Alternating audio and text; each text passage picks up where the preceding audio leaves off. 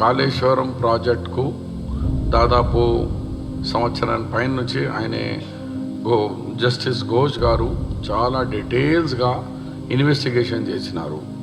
రాజకీయ నాయకులకు చేసినారు, ఎక్స్పర్ట్స్కు చేసినారు, ఇంజనీర్స్కు చేసినారు, బ్యూరోక్రాట్స్కు చేసినారు.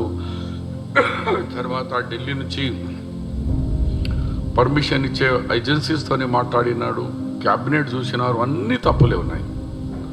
క్యాబినెట్ పర్మిషన్ లేదు, CWC central water commission permission లేదు, ఆ national dam safety authority permission లేదు.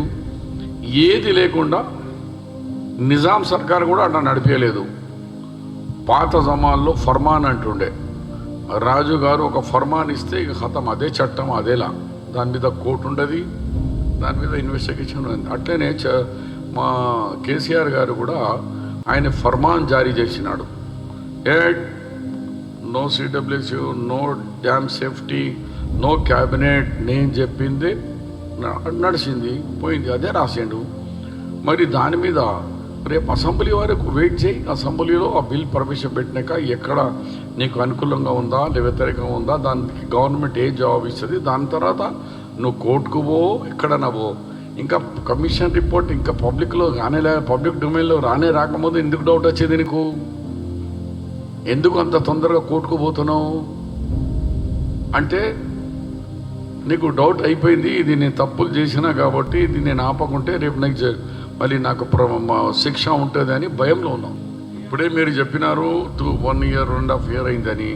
4-5 సార్లు ఒక్కొక్కరికి పిలుస్తూ ఉంటే కూడా 10 సంవత్సరాలు కూడా అది కంప్లీట్ కాదు.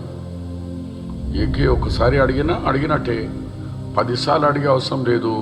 ఓపెన్గా ఉంది, క్యాబినెట్ లేదు, రిపోర్ట్స్ లేవు, సిడబ్ల్యూసి పర్మిషన్ లేదు, సేఫ్టీ అథారిటీ నో అన్నారు, ఈ ల్యాండ్ బాగాలేదు అని అన్నారు.